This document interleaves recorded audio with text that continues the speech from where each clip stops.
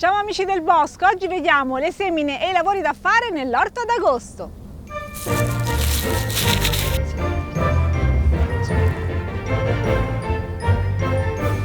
Che meraviglia! Questo sì che è un raccolto di cipolle. In questo mese, anche se vorremmo farlo, non ci possiamo riposare perché questo è un momento cruciale per preparare e predisporre l'orto per la stagione autunno-invernale. Queste cipolle le abbiamo viste crescere insieme, le abbiamo trapiantate, le abbiamo seguite, adesso sono pronte per la raccolta. Si vede bene che sono pronte perché le foglie sono quasi tutte secche. Questa è secchissima, questa manca veramente poco e sono tutte da raccogliere. Abbiamo 3 varietà diverse, adesso le tiriamo tutte fuori. Queste in particolare sono venute bellissime, queste bianche piatte sono dolcissime, ne ho già raccolte tante per mangiarle. Ne abbiamo più in fondo tutte da raccogliere per quanto riguarda le varietà da serbo da tenere per tutto l'inverno. Non appena avrò liberato l'aiuola dalle cipolle comincerò a prepararla per i raccolti invernali. In particolare in questa fila ci andranno i cavoli, quindi vediamo anche dopo come sistemare l'aiuola per la nuova produzione. Ce ne sono alcune particolarmente grandi, tra l'altro si raccolgono facilissimamente, che sono emerse. Guardate che bella, cioè questa anche a morsi, è così dolce che potrei mangiarla anche così. Questa piccolina qui non posso utilizzarla per fare una treccia, ma quelle che hanno il fiocchetto lungo poi le intreccerò in modo da poterle conservare meglio. Per la cipolla non è un problema rimanere fuori suolo, anzi guardate si stanno sviluppando bene, non sono come le patate che se rimangono scoperte poi sono immangiabili, diventano velenose. Che belle, mamma mia! Fantastiche, si tolgono a mano queste. Comunque nel caso potete utilizzare una forcavanga, qualcosa che solleva un po' la zolla e le estraite più facilmente. Basta che fate attenzione a non bucarle, altrimenti poi non si conservano più. Oggi non c'è Carlo a raccoglierle, ma può essere fiero perché ha dato un grande contributo a questo risultato. Questa è la più grande di tutte, guarda! No, vabbè, cioè me la metto vicino alla faccia, si capisce quanto è grande. Che ci facciamo con tutte queste cipolle?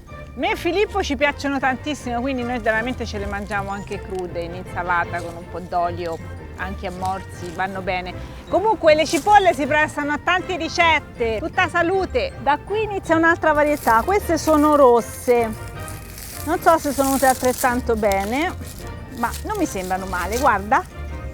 Adesso non potete più dire che questo tipo di agricoltura non sfama, Guarda che belle venature, guarda che colori, è lucida, è un'opera d'arte, guarda!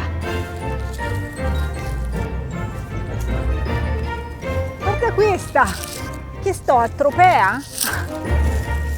E vai con la dorata di Parma, vediamo com'è venuta, questa è una cipolla da serbo per eccellenza che dovrebbe attraversare l'inverno.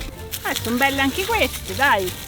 Queste gialle dorate non le abbiamo ancora nemmeno assaggiate perché sono cipolle che ci teniamo per l'inverno. Quelle bianche secondo me sono le più buone di tutte. Alcune sono più asciutte, altre hanno le radici ancora un po' morbidine. Comunque prima di metterle via le teniamo un po' appese ad asciugare.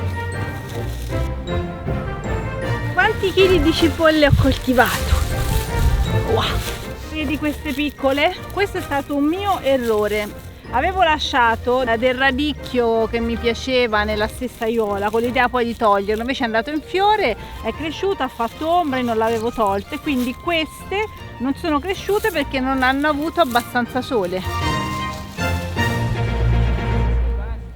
Questa poi si appende, ci vuole un luogo asciutto e ventilato e si conservano tutto l'inverno. Poi quando volete la cipolla venite, girate, la staccate e mano a mano si svuota la treccia. Pesano un sacco, fatta il babbo è troppo pesante. Liberate le aiuole, siamo pronti per dare avvio all'orto autunnale. Sicuramente possiamo mettere in questo periodo un sacco di brassicacee come i cavolfiori, le verze, il cavolo cappuccio, i broccoli e poi è il momento anche di mettere a dimora le piantine di finocchio e quelle di porro e poi ci sono le semine, tante semine che possiamo fare direttamente in campo come i radicchi, interessanti, anche quelli possiamo seminarli o mettere le piantine. Poi possiamo mettere gli spinaci, le barbabietole rosse, quelle che fanno quella bella radice gustosissima da mangiare, da farci poi delle zuppe. Poi ci sono per esempio le rape, vari tipi, le cime di rapa di cui mangiamo soprattutto i fiorellini, e le rape, quelle da foglia e quelle invece da radice. Di quelle da foglia mangiamo soprattutto le foglie, quelle da radice invece fanno anche una bella palla, quindi dopo aver mangiato anche qualche foglia ci troveremo la radice bella cicciona bianca, gustosissima da mangiare. Tutte queste cose possiamo seminarle o trapiantarle a seconda delle nostre preferenze in questo periodo. Per mettere a terra le nuove piantine o anche per fare le semine abbiamo bisogno di un terreno preparato, bisogna vedere in che condizioni si trova. Spesso il terreno in agosto è bello duro e quindi è difficile da lavorare sempre se necessario. Come possiamo fare? Dobbiamo riportare il terreno in tempera, è quello che sto facendo io. Questa è l'aiuola dove quest'anno sono state le fave, sono state tagliate circa un mese fa e quindi il terreno è rimasto per un po' coperto. Ho cercato con un telo di plastica di mantenere l'umidità del terreno, ma non era sufficiente, diciamo, per poter passare la grillinette e ossigenare un po' il terreno, per cui abbiamo utilizzato gli stessi tubi di irrigazione per far penetrare un po' d'acqua e far tornare il terreno nella giusta condizione. La giusta condizione, ovvero il terreno in tempera, è uno stato di umidità del suolo che ne permette la lavorazione ma senza fare danni. Su questo argomento comunque abbiamo un video specifico dove spieghiamo proprio come riconoscere la tempera e come portare esattamente un terreno nelle condizioni giuste di lavorazione. Il terreno adesso è stato inumidito, si sente e già si rompe bene, prima non lo si poteva fare assolutamente, è molto più friabile. La grillinetta adesso riesce a entrare con agevolmente. Faccio pressione da una parte e dall'altra e dopo semplicemente scompatto il suolo senza girarlo. Questo è importante, sempre. Faccio entrare un po' d'ossigeno, sollevo un po', ma non giro gli strati. Dopo la lavorazione non lo lascio scoperto, altrimenti l'umidità del suolo se ne va in un batter d'occhio. Adesso qui ho questi bei cicorioni, fioriture di cicorie tagliate, li faccio fare da copertura provvisoria. Questa invece è l'aiuola dove ho appena tolto le cipolle, non c'è stata nessuna operazione di innaffiamento per portare il terreno in tempera e guardate che fatica che faccio a mettere giù la grillinette. Mi sa che faremo la stessa cosa anche qua. Queste tecniche si utilizzano se le condizioni climatiche non sono ideali, perché per esempio nella seconda metà di agosto possono arrivare delle piogge che aiutano a portare velocemente il terreno in tempera. Ad agosto c'è comunque tanto da raccogliere, come per esempio i pomodori che stanno bene. Adesso vi facciamo vedere che bei pomodoroni di tutte le taglie stiamo ricavando. In questo momento fa un bel po' caldo e quindi i pomodori, come un po' le altre cose, non disdegnano un po' di copertura.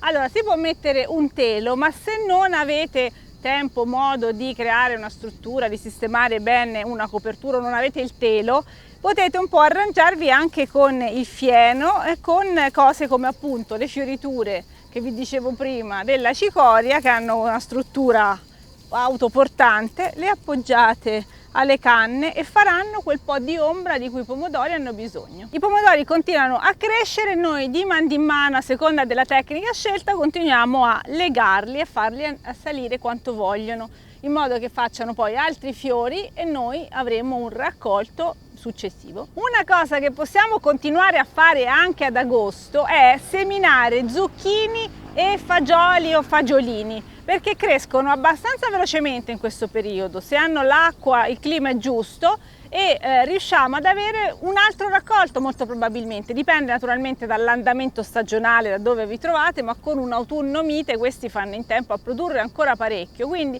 ancora si possono seminare alcuni ortaggi estivi. Qui vediamo proprio i nuovi fagiolini e i nuovi zucchini. Tra l'altro abbiamo messo 2 semi per buca, sono nati, adesso li dobbiamo diradare, ne lasceremo uno solo. Li abbiamo messi anche vicini perché si aiutano. I fagiolini sono rampicanti, quindi tra un po' metteremo anche i sostegni ma guarda che belli, sono venuti su e faranno in tempo sicuramente a settembre a darci il raccolto. Quando nell'orto poi fa molto caldo ci sono delle attività intellettualmente molto impegnative che si possono fare all'ombra, come per esempio sgranare i lupini. Sono particolarmente contenta del mio raccolto di lupini, anche questo l'abbiamo seguito passo passo, alla fine ce li abbiamo, sono belli, sani, stupendi, quindi sia da mangiare che da seminare per l'anno prossimo. Per quanto riguarda i lupini, se siete curiosi, abbiamo un video a parte sia su come coltivarli che su come trasformarli, perché i lupini per poterli mangiare vanno tenuti a lungo a bagno, c'è un procedimento che serve per togliere le tossine, ma dopo sono veramente una riserva proteica e sono buonissimi. Fatemi sapere nei commenti come va il vostro orto ad agosto e eventualmente scrivetemi richieste se volete dei video particolari dal bosco di Ogygia. Grazie di aver visto il video, ci vediamo al prossimo, ciao ciao!